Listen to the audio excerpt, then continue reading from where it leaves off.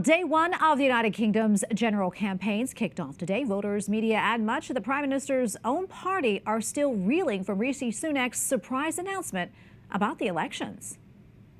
Now is the moment for Britain to choose its future, to decide whether we want to build on the progress we have made or risk going back to square one with no plan and no certainty. Earlier today, I spoke with His Majesty the King to request the dissolution of Parliament. The King has granted this request, and we will have a general election on the 4th of July. All right, to discuss this, let's go to London-based correspondent Paul Hawkins. Paul, good to be with you today. There was speculation that a vote would take place this fall, so why the vote now?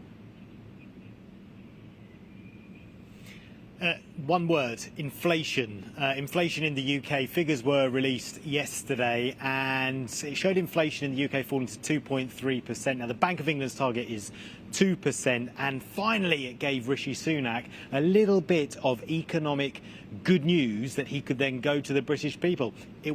Now those figures were only for 1 quarter, and so that's why a lot of people were surprised. I mean, we woke up yesterday morning thinking, okay, yeah, good, inflation down to 2.3%. It was at 10%, and inflation in the UK has been falling at a slower rate than in the rest of the world, especially over in the US. So it's been a big problem here, and it's affected the cost of living for a lot of Britons.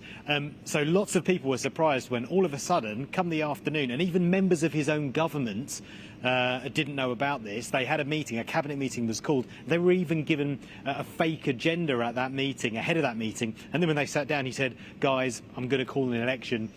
And the big reason was this 2.3% inflation figure, which means that the cost of living is coming down. And he's now presenting that to the public as signs that his economic plan is working, because the UK economy, and this is going to be the big election issue, the UK economy is in dire straits. Growth at best is anemic at the moment, much slower than for comparison to the US, for example. Even since the pandemic, growth rates of just below 2%, whereas we know that the US economy has been steaming ahead at the moment. So a little bit of good news surprised everyone. He's decided to take that to the public and call that general election, which we all thought was going to happen later in the year. Lots of his own MPs were thinking, look, let's just get a few more months under our belt, get a little bit more good news under our belt, a few more good economic indicators, and then we can go to the British public and try and sell it to them. And we need all the good news we can get, because of course Rishi Sunak's Conservative Party are way behind in the opinion polls and have been for a year. Paul, we only have maybe a minute or so left, but quickly, what can you tell us about the Prime Minister's opponent?